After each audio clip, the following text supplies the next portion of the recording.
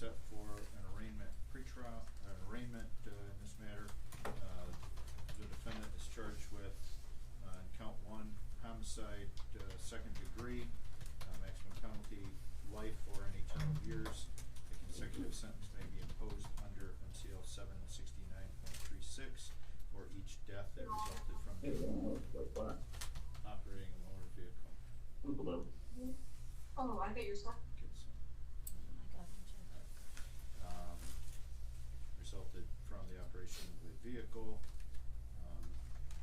DNA upon arrest. Count 2, homicide, second degree, same maximum penalty. Count 3, operating while intoxicated causing death, maximum penalty 15 years and or $2,500 to $10,000 monetary sanction.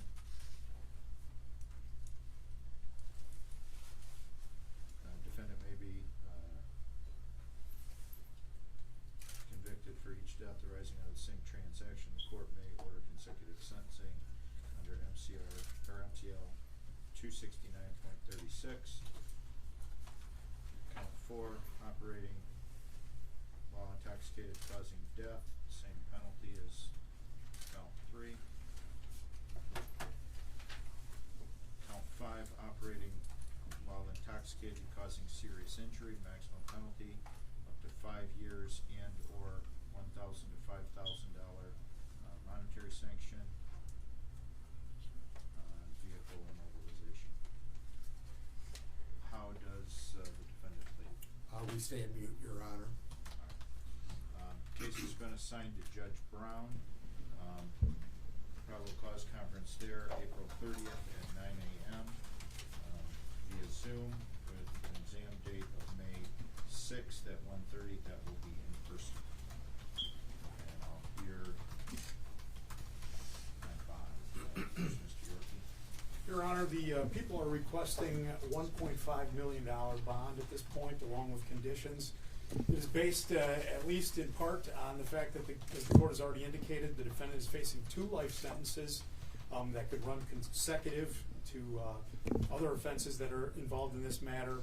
In addition to that, we believe that the likelihood of conviction is extremely high here. We have ample video evidence showing exactly what happened during this incident. And finally, Judge, the defendant suffers from a very severe substance abuse issue, corroborated by friends and family members, and she creates a very high risk to the public. For all those reasons, we believe that a $1.5 million bond is in order in this particular case. Your Honor, again, Bill Clovis on behalf of my client. Your Honor, I think the court has served in the judiciary for many years. And understands and appreciates that at an arraignment the client has not been found guilty. We don't have prejudgment penalties. What we do have here is somebody, when looking at bond, any favorable and unfavorable facts. The favorable facts are my client is 66 years of age. My client has no record whatsoever. In fact, she has never even received a traffic ticket of the 50 years of driving. She's better than I am. In 60 years on this earth, she's never had any traffic involvement. She's never had any law enforcement involvement. I think that adds a little credibility to her side of the table. In addition, she's owned her residence, which is about 400 feet from where this took place, for 40 years. She's retired from a position and was living a peaceful life with her husband in retirement.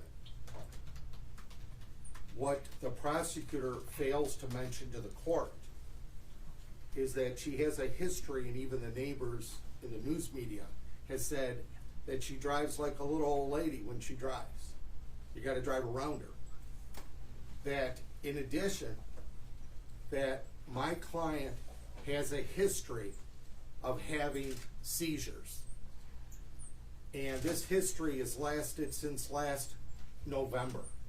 it started, of a epileptic type seizure in her legs. In fact, that's that day she was treated for it. It's not like her And she to was drive. fucking drinking. Yeah, exactly. She was drinking. If I may continue with all due respect from everyone, a search warrant was executed at the bar that was allegedly where she was at. The bar showed that she had one glass of wine 4 hours prior to 3 o'clock, between 11 and 12, and a bowl of chili. That was confirmed with a search warrant of what the receipt was. In addition, that no doctor told her not to drive. The doctor told her not to drive for a number of months, very few months, and then she could operate a vehicle. About a month prior to this accident, Your Honor, because I want the court, I'm not doing a trial today, but I want the court to know everything in setting the bond. That this is not a monster. It's horrible what happened. Absolutely horrible. I have 2 children. It's absolutely horrible. But some things we don't have control over. If I have a heart attack at my age, I don't have control over it if I'm operating a vehicle and it hits somebody. So, Your Honor, the $1.5 million in the murder charge, I don't know where that's coming from, but they have to prove it. And respectfully, Your Honor, we would ask for $100,000 cash or surety, 10%. She can have, the court can order home confinement. Police have never been called to her home. She doesn't even have a speeding ticket if there's such a substance abuse at 66 years of age. So we're asking for home confinement along with $100,000, 10% cash or surety. In addition, she can have an alcohol monitor. Any violation whatsoever, bond revoked. But she gets medical treatment. Absolutely gets medical treatment.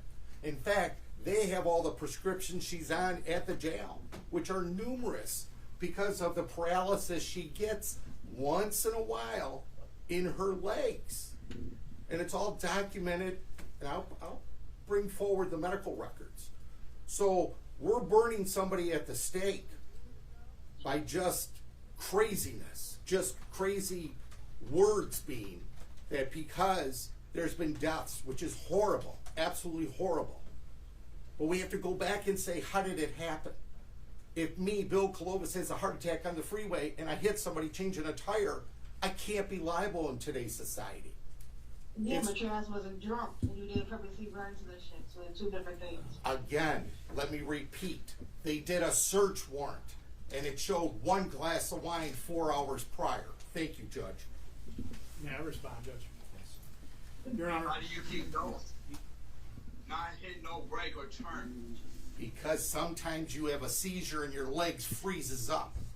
Your Honor, there is no indication whatsoever in any of the evidence that we have uncovered in this case that the defendant suffered from a seizure at the time of this incident. In fact, quite the opposite. A very long investigation has occurred. There was a preliminary breath test done which indicated that her blood alcohol level was significantly over the legal limit. What's more is based on, she indicated herself that she had some seizure issues and she was on some medication and that she wasn't supposed to be drinking, but admitted that she had been drinking that day. So she is a danger to this community, and that is illustrated no clearer than the 2 dead children that she is directly responsible for. A $1.5 million bond in this case is a gift, and that's what I'm asking the court to consider. How do you save the community from... The rumors are that she drinks in her car in parking lot. Excuse me, rumors. Hopefully they don't have rumors on any of the people here today. In the state of Michigan, if you have a seizure, Your Honor, may I continue? Yes. Thank you. she took my 2 grandbabies. Let's start We almost removing killed people 3 of from the mine on Zoom the same if day. we keep getting this interruption. I don't know if you can mute for right now. Your Honor, again, if it's the safety of the public, there's no history whatsoever. Number 2 is she can be put on an alcohol tether. Number 3 is she can be put in her home If she violates her home to go get her mail, she can be picked up and put in without bond. We'll stipulate to that. So, you know, the court's seen many, many people, thousands of people before the court, and it's seen criminal history. We don't even have traffic ticket. It's absolutely horrible, but we're not punishing somebody before they're convicted. Thank you. Any victims wish to address the court?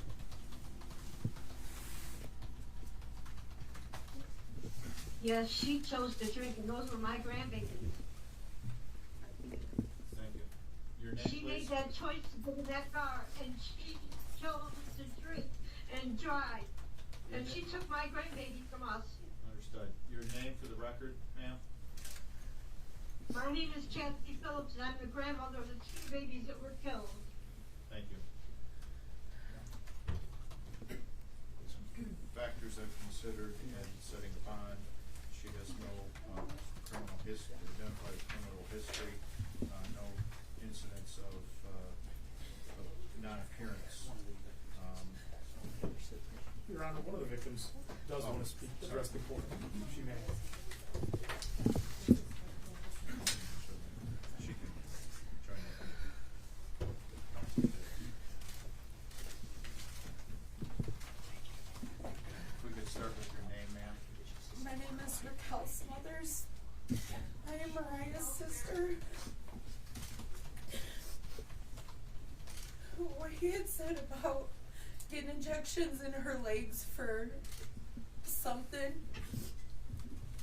knowing that with or without drinking, you're still putting people in harm's way, because with muscles and everything, you can't control something. Why operate a vehicle knowing you're taking medicine that drinking will affect it? I was there. I seen where my daughter, my mom, my sister, my nephew from the opposite side of the family, my sister's 3 children.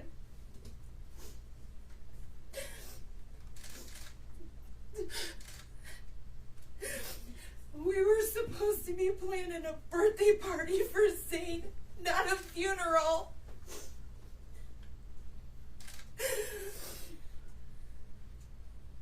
Knowing you have medical conditions, you should never get behind a wheel whether you are drinking or not. Taking medications, they tell you not to drink, but she still chose to drink. She still chose to get into that vehicle. I will never look at the month of April the same ever again. My birthday was a few days prior. The babies were just at my house.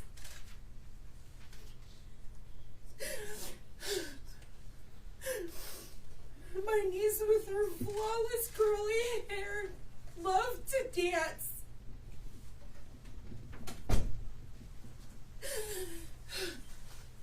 My nephew,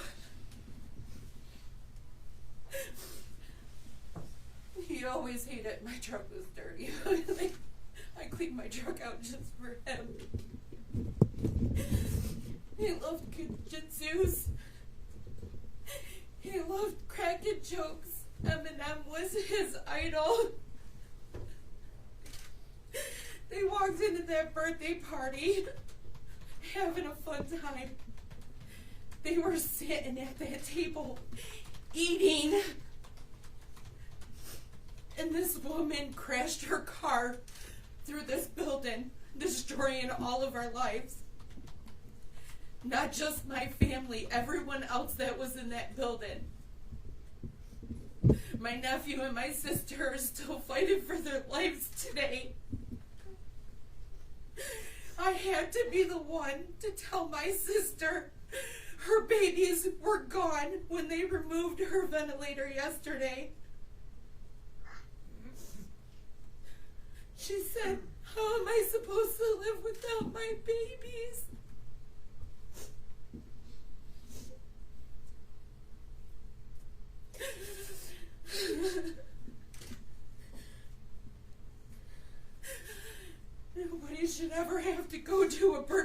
already thinking that they're gonna die.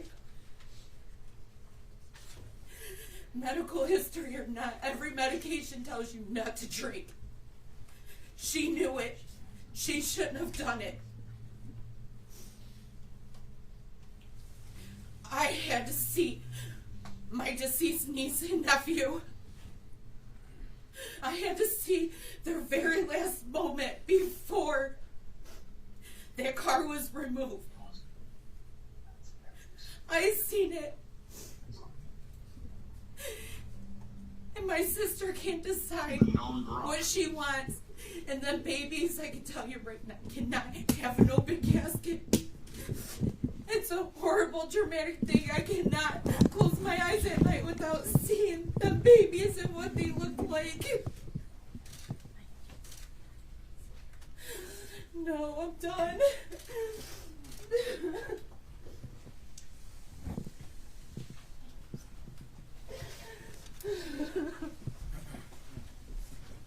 And she's a known drunk. To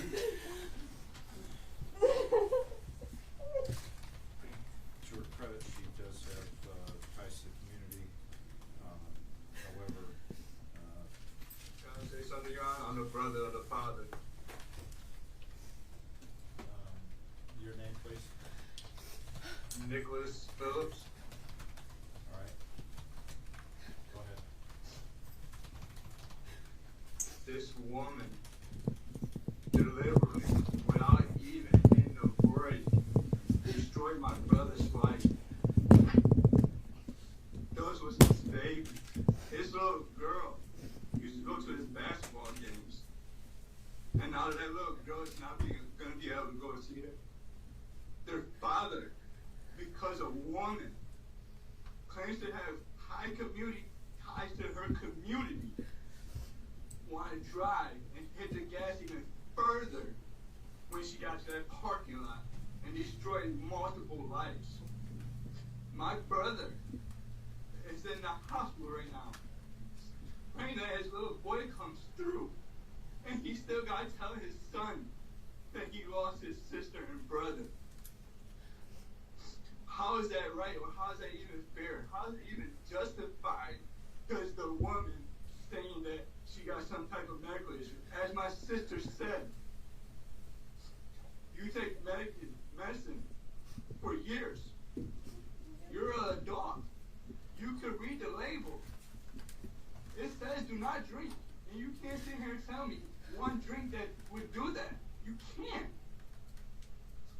I'm a high educated man. You can't tell me that. And there's no justifying what she did to my family.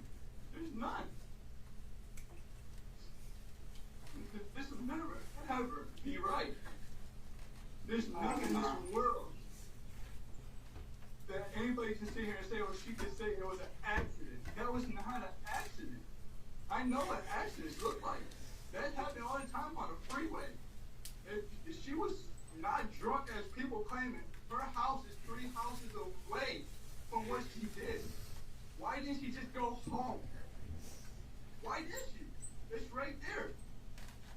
3 houses away from where she did that stuff that she did to my brother's family. 3 houses. Why didn't she go home? Thank you. So you as a defender, you should feel ashamed for even trying to stick up for only one drink. One drink don't do that, sir. And never will. Thank you, Your Honor. Can I say something? Your name, please. Rosemary Stitt. Go ahead. I drove there. My 3 children were there. And whether you're having a seizure or not, that was intentional. You couldn't drive the way that those roads bend and the way that you drive in there. There is no way that that woman was not conscious in turning that vehicle. She aimed it right there, right at the bar, where probably her husband should have been sitting. I don't know what her intentions were, but I can tell you it was in purpose and it was intentional. You can tell. We We all know it. Thank you. May I speak, Your Honor? Your name, please? My name is Josh Woodstiff. So I'm a member of the Boat Club, and I've been a member for many years, and I'm familiar with Marshella. And during my 10 years of being a member of the Boat Club, and most of the time I've seen her, she's been highly intoxicated, and I've watched people try to walk her out the door dozens and dozens of times. And you know, one of the things that aren't brought up here is the fact that she hit a vehicle down the road and a tree down the road.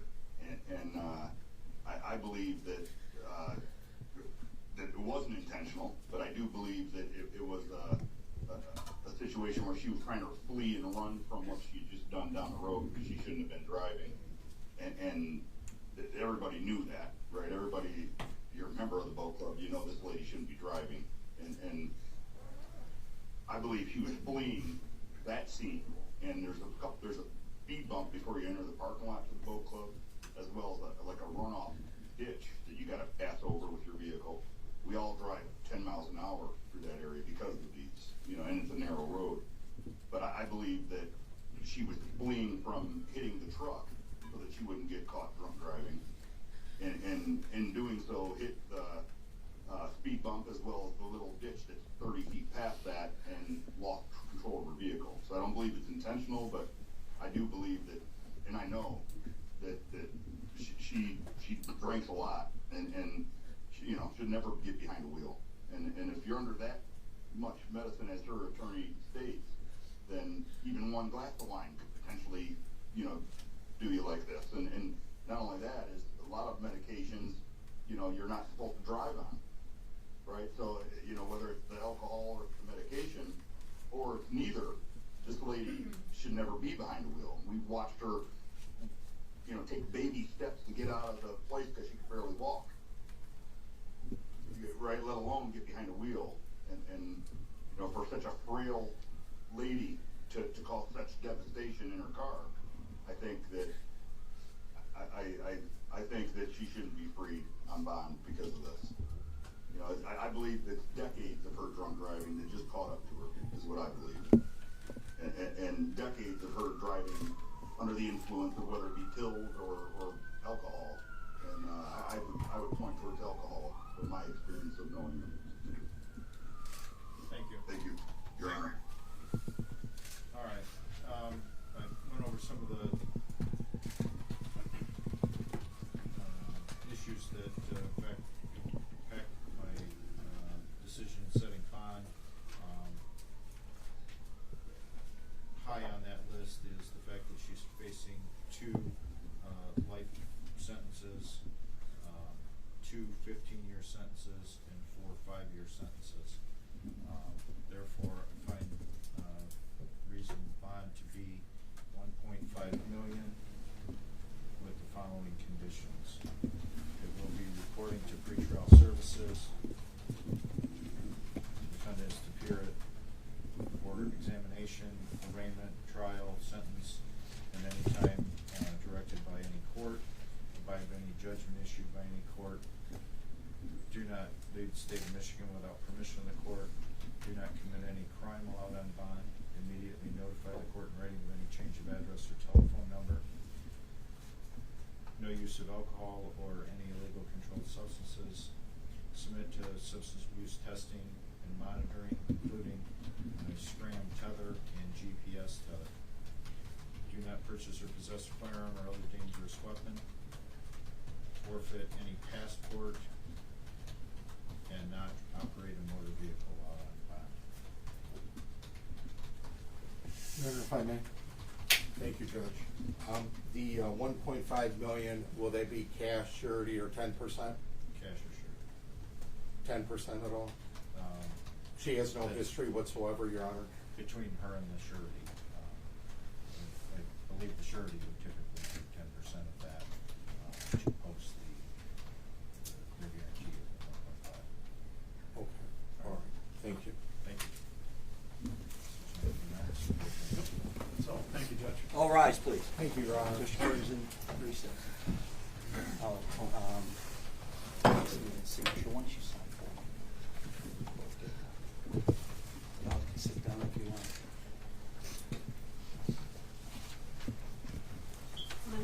She's just gonna be done looking out. 23.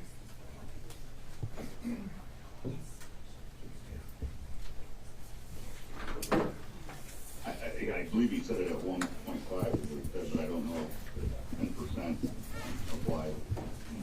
I think they gave her the 10%. Could you shut that off for? Do you want to? Yeah, they gave her 10%.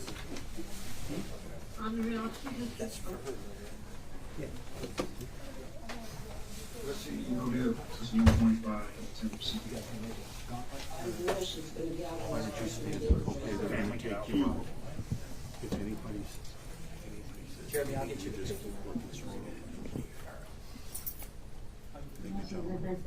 Oh, jeez, I'm sorry.